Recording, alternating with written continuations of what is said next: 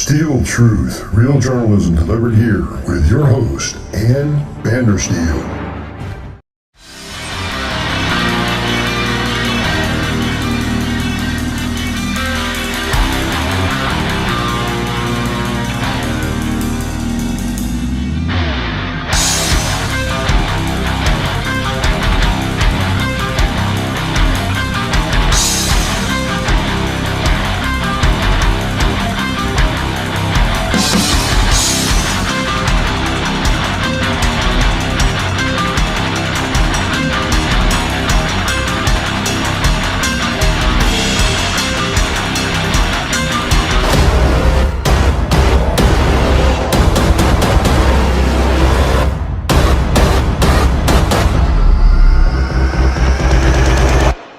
Welcome back to Steel Truth. This is a crazy morning, losing internet here in my home office. Just absolutely nuts. Had to go find a place where I could actually get a cell service. So I picked this beautiful location because, well, why not? I'm joined today with Victor Garcia de Rosa. He is a candidate for Florida's 21st district down here in West Palm Beach, the same exact district that our president, Donald J. Trump, resides right now. He's made Florida his home. Victor, you're coming to us from Morocco. I'm coming to you from Wesson, Morocco. Yes. Wow. Okay. And you chose to stay over there during this crisis. How in the world did you end up over there when you should be campaigning over here? Well, actually, I was en route to Turkey. I had a stopover in Casablanca, and from there I was supposed to have a flight to Istanbul. And well, they canceled all international flights in and out the day that I actually arrived here in Morocco. So I'm kind of stuck here. What brought you there in the first place? Because clearly when they canceled those flights, I mean, this pandemic was already in progress, and we were only just beginning to see the scale, and we're now, like, New York is now Little Italy, essentially. I mean, it's going to be surpassing all these numbers here in short order. They've got triage units, they've got the army deployed. I mean, we're seeing Humvees cruising around Manhattan now. This is like Mad Max territory at this point. So why were you over there in the first place? Was this a personal family trip, or did you think there was business to be had? No, there's business to be had, and part of it's for my campaign. One of the things that I seek to do when I am actually elected to Congress is I want to serve on the House Foreign Affairs Committee. Currently, right now, Ted Deutsch from District 22 serves on the committee. Previously, in the 215th Congress, or 115th Congress, excuse me, Lois Frankel did. And Lois Frankel actually sat on the committee that oversees not only areas like Morocco, but the Middle East.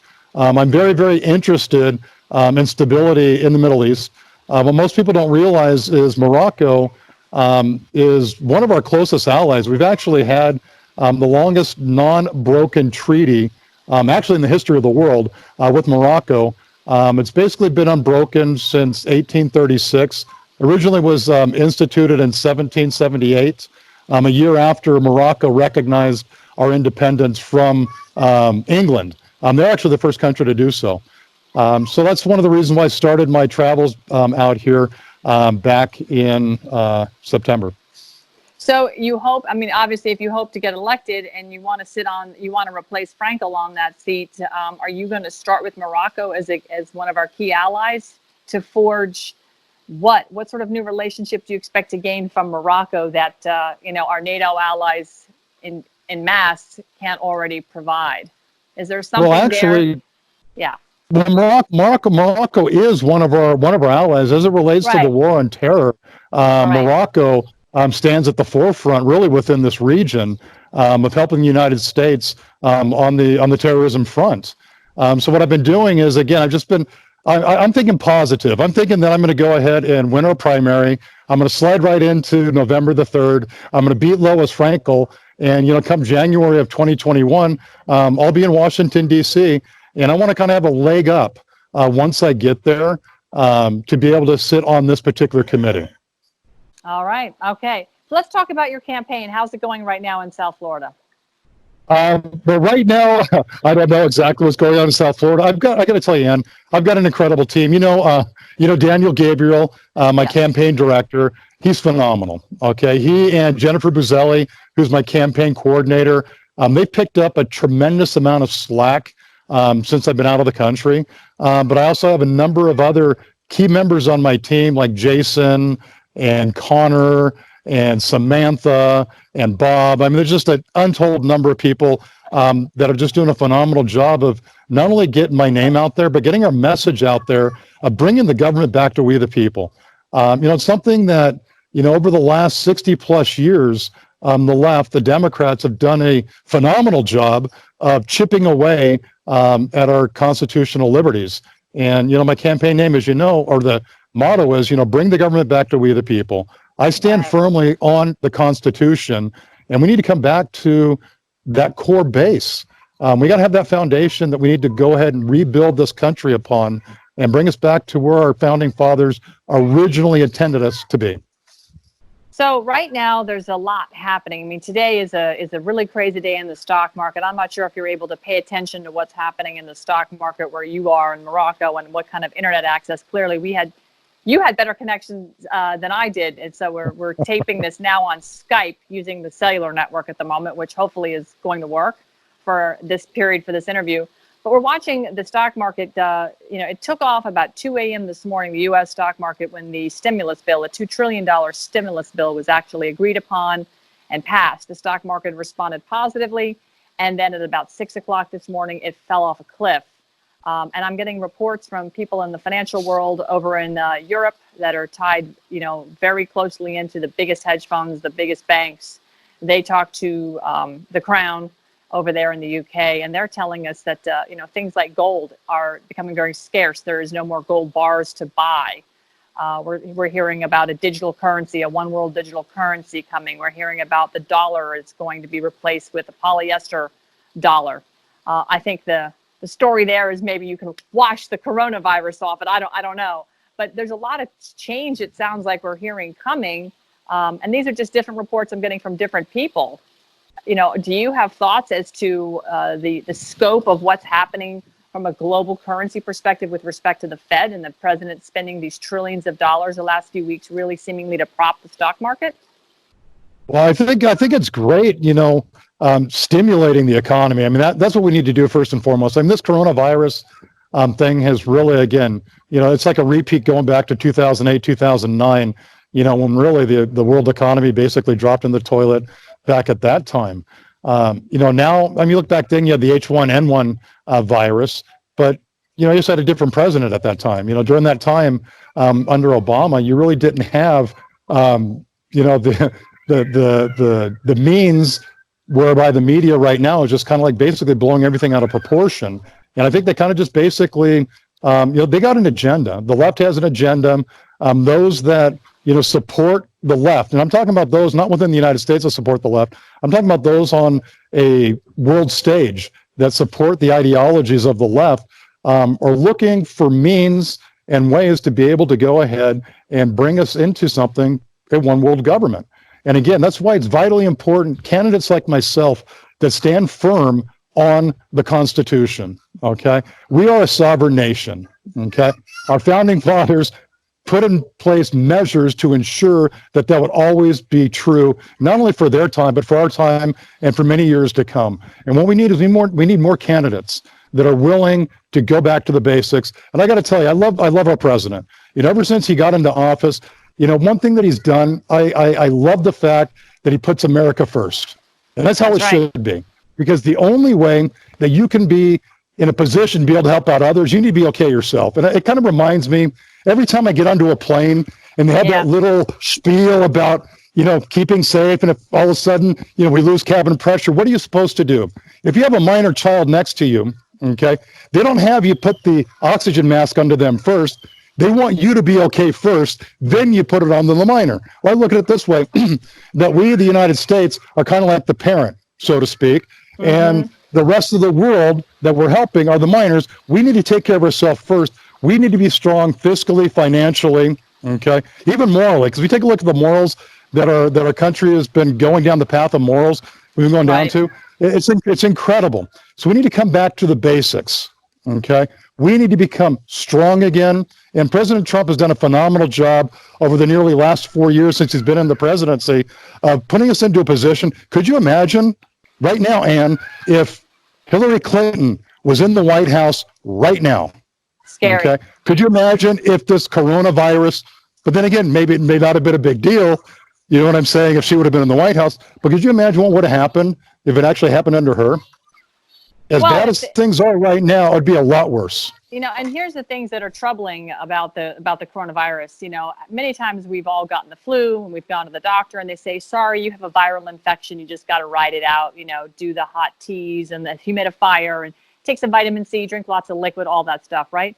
This is called the coronavirus. Yeah, they're saying it's a virus, but they're prescribing not only a malaria drug, they're also prescribing an antibiotic.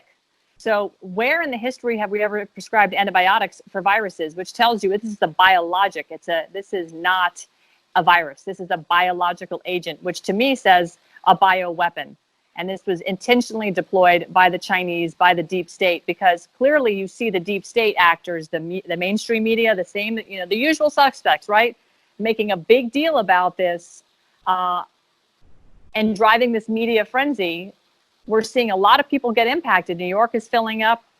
Oopsie. New York is filling up. Sorry about that. I got a phone call. New York is filling up. Okay.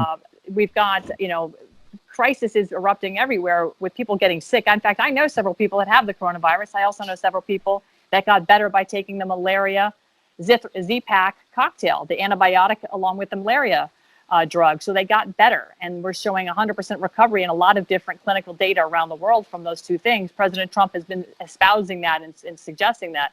So today, Victor, if you were president of the United States, how would you address this, and how would you address the American people taking the information I just said and drawing conclusions that this isn't really a virus, is it?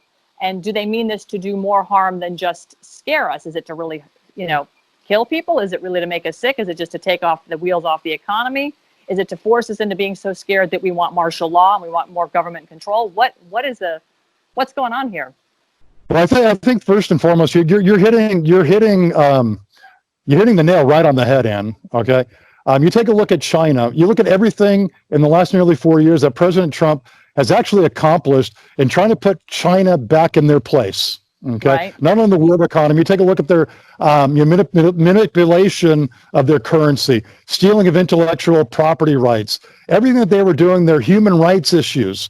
And he has been strong. He has been firm, fighting them on that. And then all of a sudden, this, as you say, a biologic. Okay, it makes absolutely no sense to go ahead and prescribe any antibiotic or malarial medication for a virus. Makes no sense whatsoever. So I agree with you on that. Now, you asked me a question. If I were the president, well, thankfully I'm not the president, but even more grateful am I that we have the president that we have, because he has shown a tremendous amount of leadership. And I got to tell you, he's not doing it alone. You know, even with the deep state working against him, and with those on the left within Congress and those within the left in the Senate and the House, you know, working against him, okay, doing a stimulus package and trying to insert, you know, their agenda items, right, you know, something that's supposed to stimulate the economy and things like that. It's reprehensible. So I appreciate you asking me if I were president. I don't want to be president right now. All I seek to do right now is get into the halls of Congress and make a difference, not only for my constituents within the 21st Congressional District of Florida, but for Americans as a whole. That's where right, my focus is lying right now. Now, as it relates to the coronavirus, you know, the reality is if I were the president, he's done a very good job. You know what? We need to kind of like calm down. You know, we don't need to be blowing this thing all out of proportion. You know, we need to take protective measures, washing our hands. You know, the right, idea of social distancing, not a big deal. Okay. Having to stay home. Actually, you know, there's been some pretty positives that have come out of all of this. I got to tell you right now, where I stand right now in this small town in Morocco, there's not a single case of coronavirus. Okay. In Casablanca, there's many. In Rabat, where the embassy is located, there are many. Okay, and I'm at high risk. Why? Because I have an autoimmune disease, which, by the way, my campaign team has been working overtime to try to get the State Department to get me out of here, because I'm out of my medication. I take Humira every 2 weeks. I have to take an injection every 2 weeks to go ahead and help me out. Now, one of the downsides of taking it, though, is once I do take it, it does lower my immune system. Mm-hmm. So to find the positive out of all of this, I'm now, okay, something that started off as simple as coming to this small little town for something as simple as a dinner. I've now been here for almost a week, unable to leave because of measures that the Moroccan government has instituted to be able to, stop the spread of the coronavirus. And I really can't blame them, Right. And I can't blame the United States for taking the measures they're doing.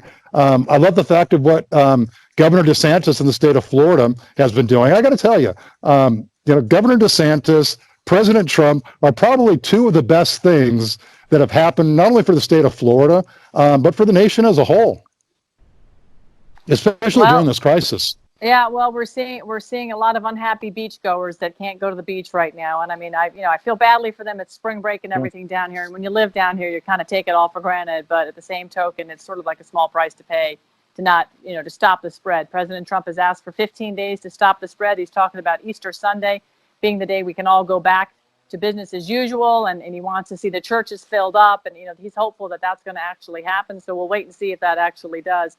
Last question for you, Victor. In the 21st district, the district in which you're running down here in South Florida, which is West Palm Beach going down to Boca, what are, in your opinion, the key issues that are challenges for your district that you'd like to address? Well, number one, I guess right now it's, hopefully by the time we get into the halls of Congress, this whole fiasco of coronavirus and the media bloating out of proportion, hopefully that'll be long behind us. So what's going to take, I'm a consultant. I work in the tourism industry. Tourism is the second largest industry in the state of Florida. Mm-hmm. And, it's really been, it's taken a major hit, not only with the coronavirus, but we go back to, to the algae blooms and things like that. It has radically affected tourism within the state of Florida. So when I get into the halls of Congress, that's going to be one of the first things I'm going to address is to, propose legislation that will go ahead and, protect tourism in the state of Florida. But again, going back to the Constitution, there are certain powers that the Constitution gives to the federal government, and those powers that aren't given to them fall into the hands of the states. So that's one thing that we need to do as well, is we need to convince the states, to follow the Constitution as well, and don't always look to the federal government, to take care of the problems. What we need to do is we need for the states to take care of their own problems, and only once they've taken and exhausted all means, physically and financially, to be able to bring a solution to problems that they endure, then I don't have a problem with federal funding coming into play and the federal government working hand in hand with the local governments to bring about change. But tourism, number one, tech work, technology is something vital. And, we need to bring that not only to the state of Florida, but more importantly to the 21st Congressional District is vital. Okay. And we need to bring back manufacturing. We got an incredible agricultural boom going on there in Florida. But, if you look at any economy, you look at the economy of the largest socialistic communist country in the world, China, and they're flourishing. Why? Because of manufacturing. Any economy that's based on manufacturing dominates. When you have a service-based economy, the economy isn't as strong. And we need to get back, and that's what I love about President Trump. He has done a phenomenal job over the last 4 years to bring manufacturing and mining and everything that actually not only puts people to work, but again, manufacturing, bringing that back here, reopening factories. I mean, it's just incredible. So those are things that I would do and I would fight for, not only for my constituents, but for all Americans once I get into the halls of Congress. Fantastic. Victor Garcia de Rosa, live from Morocco. Give us a quick pan around, or, go slowly with your camera so we can get a glimpse of where you are and what it looks like. Are you on a rooftop, Victor? On a rooftop, yes. I got to tell you, Ann, I came here with not even a change of clothes. I came here with the clothes on my back because, again, it was only going to be a dinner and head back home. And then they instituted this travel ban where there's no travel between cities, or between towns or between provinces. So I make a comment to one of the people that are in the home of my hosts where I'm staying. I said, this will be the very first interview for my campaign I've ever done without a suit. And the grandmother, no, this isn't even my shirt. This isn't my jacket. The grandmother starts going through the closet and actually found this jacket and this shirt that wonderful. actually fit me, so I would not have to do an interview, okay, in a t-shirt. See, and this is what I've been talking about. This entire 15 days, this crisis that we're in, is forcing people to get the nuclear family regenerated, depend on one another, look to your loved ones, look to your neighbor, be good to the person next to you, because if an asteroid's coming at the Earth, right, it's up to us to work together to figure out how to solve that problem. We can't worry about the fact we disagree politically and I don't like the color of your skin. That all goes away. This is the great equalizer right now. We are all in this together. This is one human race. And we're now learning that there are enemies out there, but it's not necessarily the guy next to us. There's things bigger than us, and it's up to us to work together. And there's a perfect example of somebody showing you grace under fire, right? And you wanted to present yourself well. T-shirt would have been fine. Nobody would have thought twice about it. I have the best audience out there. Everybody loves everybody in my world, so it's all good. Very supportive. Victor Garcia de Rosa, thank you so much. Florida's 21st congressional candidate, one of many. It's a jungle primary down here, but hopefully you'll make it back across the Atlantic safely in the not too distant future, and that you'll be corona-free and you'll be able to be reunited with all your loved ones back here and, of course, your team. All right. Thank you very much, Ann. You take care. God bless. And remember, bring the government back to we the people. Amen. All right. Thank you so much. Bye-bye. God bless.